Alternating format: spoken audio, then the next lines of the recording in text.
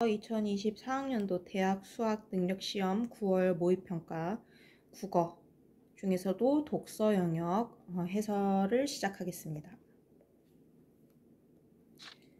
이 동영상에서 해설할 지문은 가와 나로 나뉘어서 출제된 세트 지문입니다. 가 지문에서는 조선 후기에 들어선 이 신문제의 변화 양상을 설명하고 있었고, 나에서는 그에 대한 한 가지 해결책을 양쪽 입장에서 제시하고 있었죠. 각각 유형원과 정약용이라는 학자가 그 당시 문제시되었던 사회 현상을 개혁하기 위해서 제시한 방안이 무엇인지를 설명하는 글이었습니다. 가와 나는 그렇기 때문에 제재를 공유하고 있죠. 그리고 모두 그 제재를 우리에게 알기 쉽게 설명해주는 또는 이해도를 높이려는 그런 설명하는 글의 성격이 강하기 때문에 일단은 글을 읽으면서 가의 내용이 무엇인지, 나의 지문의 내용이 무엇인지를 정확하게 파악하고 이해하는 것이 가장 중요한 일이었습니다. 그러면 지금부터 선생님은 이 비문학 영역을 읽을 때 또는 문제를 풀이할 때 어떤 점에 유념을 하면서 문제를 푸는지, 글을 읽는지 그것을 좀 소개하려고 합니다. 지금 선생님이 이렇게 지문에 색깔을 달리해서 번호도 매겨놓고 있는데, 이게 선생님이 지문을 처음 접했을 때 글을 읽는 그 방식, 선생님이 글을 읽으면서 사고를 전개해 나가는 그 절차에 따라서 숫자를 매기고 색깔을 달리한 것입니다. 일단 이렇게 비문학 영역의 지문을 받아들었을 때 선생님은 처음부터 깊게 글을 읽고 집중하기는 정말 힘들죠. 그래서 일단 처음부터 끝까지 총 몇 문단으로 이루어져 있는지, 그리고 반복적으로 등장하는 어떤 핵심 용어가 있는지를 파악하기 위해서 일단 눈으로 스캔을 합니다. 그러다 보면 눈에 띄는 것들이 있는데 어떤 것들이 눈에 띄느냐? 주로 고유명사가 눈에 띈다는 거예요. 지금 가 지문에서는 경국대전 이렇게 낱쇠표해서 고유명사가 쓰이고 있죠. 그리고 또 눈에 띄는 용어 하나가 속대전, 이런 것들이 있고요. 또 쭉 내려가서 나에서도 이 가에서 등장한 경국대전이 다시 한번 등장을 하고 있습니다. 선생님이 이렇게 숫자를 매겨놓은 것은 글을 읽을 때 가장 첫 번째로 파악해야 할 정보라는 뜻입니다. 이러한 고유 명사들을 눈으로 스캔하면서 이 글이 어떤 내용을 다루는 글인지를 한번 추정을 해보는 거죠. 경국대전, 속대전 다 무엇입니까? 법전이죠. 조선시대에 쓰여진 편찬된 법전입니다. 그렇다면 가와 나의 글은 시대상으로는 조선 사회를 배경으로 하고 그 중에서도 법전이 제재가 되는구나. 근데 이 법전이라는 건 뭐예요? 법이라는 건 어떻게 만들어지죠? 뭔가 이 사회가 좀 문란해지거나 범죄가 심각해질 때 그것을 고치기 위해서, 사회 질서를 유지하고 바로잡기 위해서 법이라는 걸 만들죠. 그렇다면 이 가와 나에서 제시하는 조선시대의 시대상이라는 것은, 사회상이라는 것은 어느 정도 문제시할 수 있는 그러한 사건이 될 수도 있겠고, 또는 사건 여러 개가 중첩된 하나의 현상일 수도 있겠고, 그런 것들을 제재로 다루겠구나라고 추정을 할 수 있는 거예요. 글을 읽기 전부터요. 그리고 또 고유명사에 주목을 해봅시다. 유형원이라는 인명이 나왔죠. 이 인명도 주목을 해야 됩니다. 유형원의 반개수록, 그리고 정약용의 경세유표, 이렇게 두 명의 학자가 나왔어요. 왠지 모르겠지만 이 나에서는 다시 한번 중심 내용이 유형원과 정약용을 중심으로 두 개로 크게 나뉘겠구나 라는 것들을 알 수 있겠습니다. 그럼 이들이 제시하는 당시 문제시되는 조선 사회에 대한 해결책은 일련의 개혁론이라고 이 글에서 지칭이 되는 그런 획기적인 방안들이겠구나 라는 것을 알 수가 있겠죠. 이 정도를 파악한 다음에 이제 조금 더 세부적인 내용을 확인하면서 우리가 추정한 내용이 맞는지 확인하면서 한번 읽어봅시다. 글부터 읽어봅시다. 이제는 제재를 조금 좁혀갈 필요가 있어요. 조선시대의 사회상을 반영하고 있는 법전 중에서도 여기서 겨냥하고 있는 것이 바로 신분제라는 사실. 그것을 구체적인 용어로 이야기를 해보면 양천제이다. 이것이 이 가글의 진짜 제재 라는 것을 이제 확정을 할 수 있겠습니다. 양천제는 무엇이냐? 한마디로 신분을 양인과 천인으로 단 두 가지로만 이분화시킨다는 거죠. 양인의 특징 그리고 천인의 특징이 이어서 서술이 되고 있습니다. 자, 세 번째로 또 우리가 주목해야 될 것은 이 제재가 양천제에 대한 설명으로 끝나지 않고 아까 우리가 추정한 게 있잖아요. 이 양천제라는 조선 전기부터 존재했던 신분, 질서가 조선 후기가 되면 새로운 법을 만들어내야 할 만큼 어떤 문제되는 현상으로 발전을 했을 것이다. 또는 뭐 문제를 일으켰을 것이다. 하여튼 이 제재가 조금 변화해 나갔을 가능성도 우리가 생각을 해볼 수 있는 거죠. 이 가의 첫 번째 문단의 마지막 부분을 보면은 이 양천제 중에서도 특히 양인이 양반과 중인과 상민으로 분화해 갔다라는 설명이 있습니다. 우리가 주목한 그리고 확정 지은 이 글의 제재는 양천제였는데 이 양천제 안에서도 그러니까 양천제가 정상적으로 작동을 하면서도 조금 더 이 신분 질서가 분화, 복잡화되어 갔다는 것. 이것도 반드시 우리가 정리해야 할 정보라고 볼 수가 있겠습니다. 이러한 사회적 신분제는 가보개혁으로 철폐되기 이전까지 조선 사회의 근간이 되었다라고 하면서 이제 문단이 바뀌었어요. 조선 후기에 접어들어서 이제 우리가 추정했던 그 문제 현상이 나올 것 같습니다. 신분제에 변화가 생겼다라고 하네요. 아까 우리가 주목했던 양천제에서 이제 이 제재가 확장되어가는 모습을 드디어 확인할 수 있겠습니다. 그래서 선생님은 이게 세 번째로 주목해야 할 정보이다라는 의미로 이렇게 3번이라고 숫자를 붙였어요. 그 중에서도 어떻게 변화가 일어났느냐 크게 두 가지로 이야기를 하고 있었는데요. 첫 번째, 양천제 중에서 그 천인을 이루는 구성하는 노비들이 점점 이 신분적 억압에서 벗어나기 시작했다. 그러니까 양인이 되기 시작했다. 천인들의 수가 감소했다라는 게 바로 우리가 첫 번째 확인할 수 있는 이 양천제의 변천 양상입니다. 그래서 선생님은 이 제재가 확장되어가는 그 첫 번째 정보를 담고 있기 때문에 이렇게 3-1이라는 숫자를 붙였어요. 그러면서 어떤 방식으로 이 노비들이 양인으로 풀려났는지에 대한 설명이 나와 있죠. 양반들이 돈을 받고 그 신분을 풀어주었다고 합니다. 그 다음에 두 번째로 어떻게 변했느냐. 천인들이 변했다면 이제 양인들 내부에서도 변화가 일어났겠죠. 양인을 이루는 상민층이 경제적으로 성장하기 시작하면서 이제 군역을 면제받는 유학 직역을 얻고자 하는 현상이 나타났다고 합니다. 이 두 가지는 그러니까 3-1, 3-2 우리가 주목했던 제재가 시간이 흘러감에 따라서 어떻게 변화해가고 확장되어 가는지는 반드시 정리를 해야 되겠죠. 이것도 굉장히 문제가 있었어요. 유학 직역의 획득은 제도적으로 양반이 되는 것을 의미하였으나 그것이 곧 온전한 양반으로 인정받는 것을 의미하는 것은 아니었다. 이런 점 때문에 어떤 사회적인 갈등이 있었겠죠. 나도 유학 직역을 샀어. 나도 이제 양반이라고 볼 수 있어 라고 주장하는 사람들과 그렇지 않아. 네가 진정한 양반이 되려면 이런 걸 할 줄 알아야지. 유교적 의례를 얼마나 잘 거행할 수 있는지 그리고 문중과 족보를 제대로 갖추었는지 이런 것들을 이제 세세하게 보겠다는 것은 기존의 권력을 독점하고 있던 이 신분제의 장점을 독점하고 있던 이 양반 계층의 경계를 위한 장치라고 봐야 되겠죠. 그러니까 타 계층이 자신의 계층에 침범해 들어오는 침범이라고 하면 좀 그렇지만 어쨌든 이 자꾸만 산입되어 들어오는 것을 좀 경계하기 위해서 자기의 특권을 지키기 위한 양반들의 경계 장치라고 보면 되겠습니다. 그런 다음에 마지막 문단에서는 이제 이 앞에서 설명한 내용들을 조금 정리를 하고 있어요. 이렇게 조선 후기, 조선 전기부터 마련되었던 양천제가 시간이 지남에 따라 점점 복잡해지기 시작하면서 양반의 하한선과 비양반층의 상한선이 근접하는 모습이 나타났다. 이렇게 결과를 정리하면 정말로 깔끔하겠죠?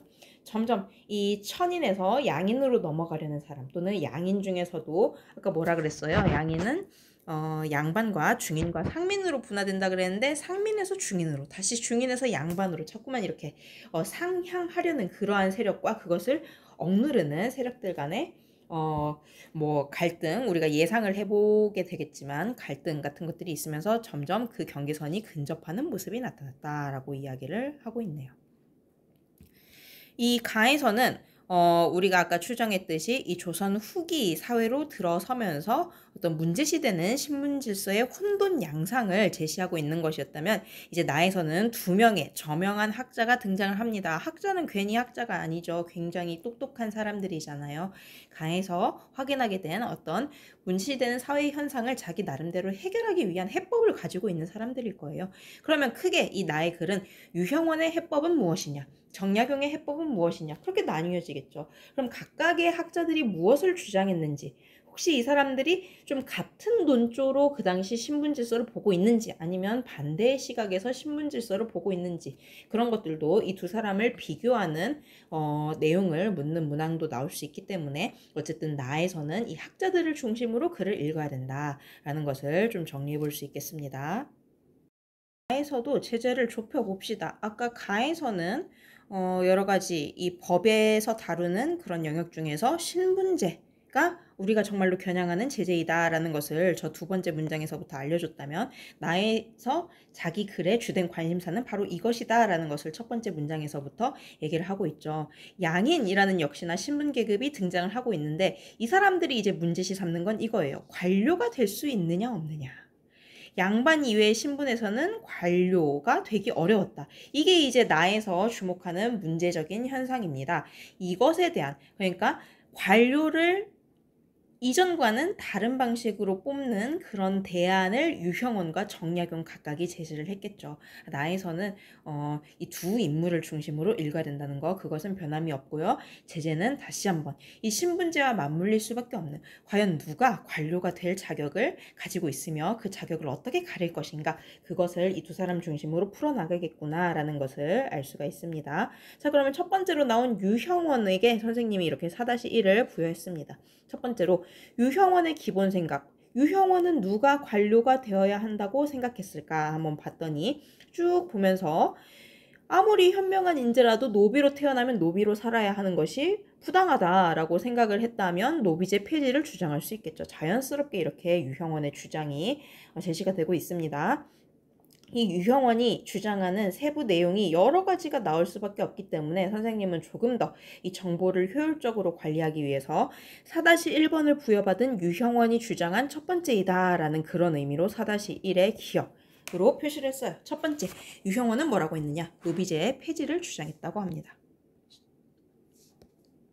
그리고요, 두 번째는 뭐라고 했느냐? 자기 생각에 비도덕적인 직업이라고 생각하는, 예를 들면 광대와 같은 직업군을 철폐하자. 그리고 모든 국민들을 사농공상이라는 이러한 새로운 질서로 편성하고자 했다라고 이야기를 합니다. 여기다 4-1 니은을 부여했고요. 그 다음에 세 번째, 과거제. 그러니까 시험을 보고 그 학업 능력, 유학 능력에 의해서 관료의 자격을 부여받았던 그런 과거제 대신에 이 사람이 새로 제시한 것은 바로 공거제예요. 근데 여기서 중요한 것은 학업 능력 또는 출신 성분 이런 것들이 아니라 바로 도덕적 능력이라고 합니다. 이런 사람들을 추천받은 다음에 최소한의 학식을 확인하고 관료로 임명하자. 아주 파격적이죠. 이게 바로 유형원이 생각한 조선 후기 이 신분제를 타파할 수 있으면서 자기가 생각한 그 중요한 기준 뭐예요? 바로 도덕적인 능력. 여기서는 지금 이 나 글에서는 뭐라고 명명이 되고 있냐면 도덕적 능력주의라고 명명이 되고 있죠. 이게 바로 이 관료를 선발하는 새로운 질서, 새로운 기준이 되어야 된다라고 유형원은 이야기하고 있습니다. 그럼 이제 두 번째 우리가 주목해야 할 정약용은 뭐라고 했냐면, 자, 정약용도 이 유형원처럼 기존의 신분 질서에 어느 정도 비판적인 시각을 가지고 있는 것 같죠. 산농 공상별로 구분해서 거주지를 구분하자. 행정구역 개편을 구상했다고 합니다. 그 다음에 두 번째로 제시하는 거, 이 정약용의 두 번째 방책은 역시나 마찬가지로 이것은 유형원과 정약용의 공통점이라고 할 수 있겠네요. 관료의 선발 기준은 그 사람의 도덕적 능력이 되어야 한다. 그래서 역시나 추천을 받아서 예비 관료를 선발한 다음에 일정한 교육을 하고 그 다음에 관료를 선발하자라고 제안을 했습니다. 여기까지는 유형원과 정약용의 사상이 비슷해 보여요. 하지만 결정적인 차이점이 있습니다. 유형원은 노비 출신이라고 할지라도 그 능력이 있으면 노비를 기용을 해야 된다라고 주장할 것만 같죠. 노비제의 폐지를 주장했기 때문에요. 그런데 이 정약용은 단호하게 노비 이외의 집단에서 그러니까 이 지배계층이 될 수 있는, 한마디로 일반 백성들을 다스릴 수 있는 그러한 권력을 부여받은 사집단, 노비 이외에서 사집단으로 진출할 수 있도록 노비들의 접근을 막았다. 이 노비제는 사를 뒷받침하기 위해 유지되어야 한다라고 주장했다는 점에서 이 유형원과 결정적인 차이점을 보입니다.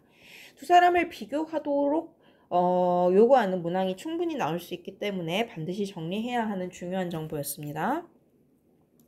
그래서 이 나 그래의 마지막 문단에서는 이제 두 사람의 일련의 개혁안, 그것을 한마디로 정리하고 있죠.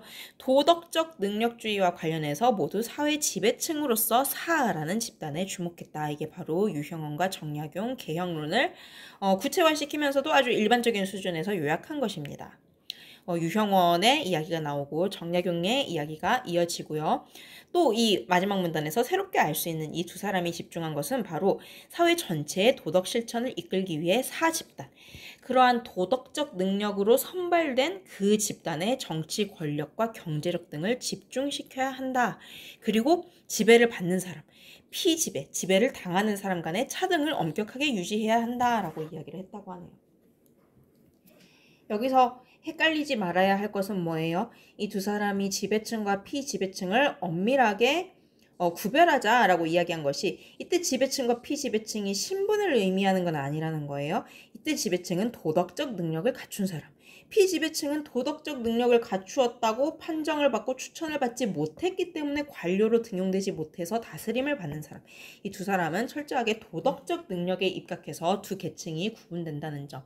그렇기 때문에 이 두 사람이 신분 또는 계급의 차이를 옹호했다라고 이해하면 두 사람의 주장을 완전히 곡해해버리는 것이 되는 겁니다. 그거를 잘 정리를 해야 했어요. 그럼 지금부터 문항을 읽고 답을 한번 풀어봅시다. 총 6문항이 출제됐는데 맨 마지막 어휘 문제는 생략하고요.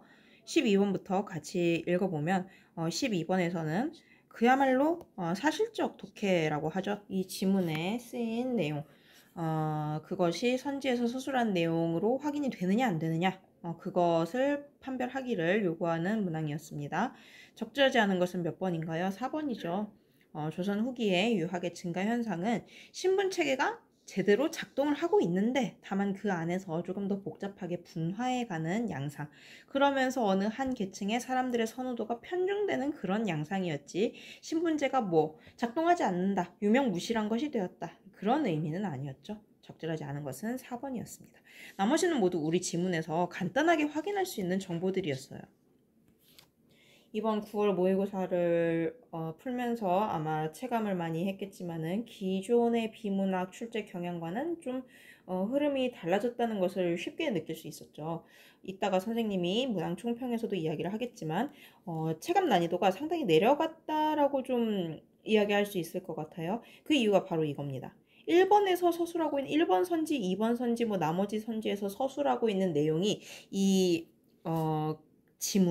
지문에 쓰인 내용과 거의 유사하게 표현이 되었다는 거예요. 어휘를 바꾸거나 또는 여러 군데에 걸쳐 있는 정보를 종합해서 약간의 추론 능력을 요구하는 식의 그런 선지가 서술이 되지 않고 굉장히 즉각적으로 이 지문에서 일치 여부를 판별할 수 있는 정보의 내용만을 담은 이 선지들이 많다. 그렇기 때문에 기존의 비문학 풀이보다 훨씬 더 시간이 좀 단축되고 인지적 부담이 줄어들었다는 그런 느낌을 받을 수 있을 거예요.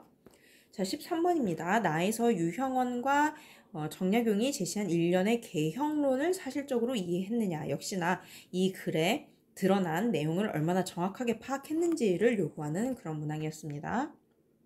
적절한 답은 몇 번인가요? 적절하지 않은 것은 5번이었습니다.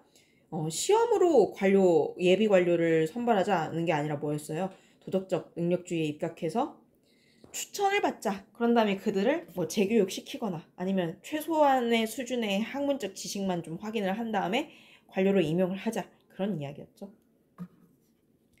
14번입니다. 기억부터 디귿에 대한 설명으로 가장 적절한 것은, 이번에는 가장 적절한 것이었는데요. 답은 몇 번입니까?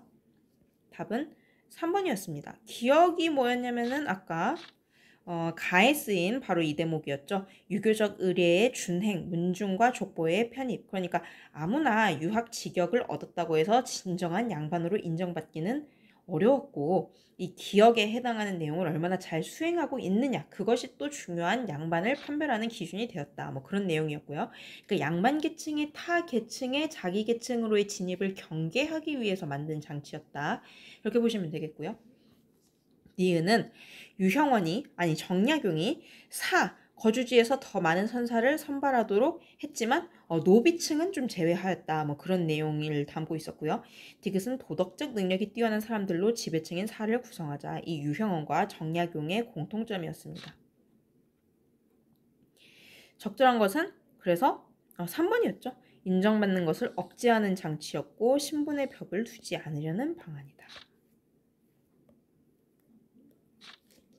다음으로 넘어갑시다. 15번. 나를 읽고 유형원과 정약용이 여기 제시된 이 보기에 어떤 반응을 보일 것이냐. 조금 여기서 제시된 항목도 4가지나 있었고 유형원과 정약용 두 사람의 주장을 일일이 좀 대입해가면서 그 선지의 정오를 가려내야 했기 때문에 약간 좀 까다로울 수 있겠어요. 근데 하나하나 잘 따져보면 됩니다. 자, 기억에서 설명하는 부분 한번 보세요. 아래로 농공상. 이 사람들은 사집단이 아니죠. 지배를 받는 입장이죠. 이 사람들은 힘써 일하고 또 이 사람들을 다스리는 사가 효도하고 공경하면 이 나라가 평안해질 것이다. 이거는 누구예요? 유형원과 정약용 모두 동의할 만한 내용이죠. 니은을 한번 봅시다. 사농공상 누구나 인의를 실천한다면 농부의 자식이 관직에 나아가더라도 지나친 일이 아니다. 인이라는 것은 저 나지문에 나타난 용어로 풀이를 해보면 바로 도덕적 능력. 그러니까 이 도덕적 능력을 갖추고 있다면 농민도 얼마든지 지배계층, 사집단으로 편입될 수 있다. 이것도 모두 두 학자가 동의할 수 있는 내용입니다. 디귿으로 봅시다. 덕행도 마찬가지 여기 나와 있는 인의랑 같은 의미인 거죠. 도덕적 능력으로 인재를 판정하면 천하가 다투어 이에 힘쓸 것이니 나라 안에 모든 이에게 존귀하게 될 기회가 열릴 것이다. 여기에 동의할 사람은 누구예요? 유형원은 동의를 하겠죠. 비록 노비의 자식으로 태어났다고 할지라도 도덕적인 능력을 갖추고 있다면 크게 쓰일 인재가 될 수 있다. 라고 이야기를 하는데 누구는 여기에 반대를 할까요? 정약용은 반대를 하지 않겠죠.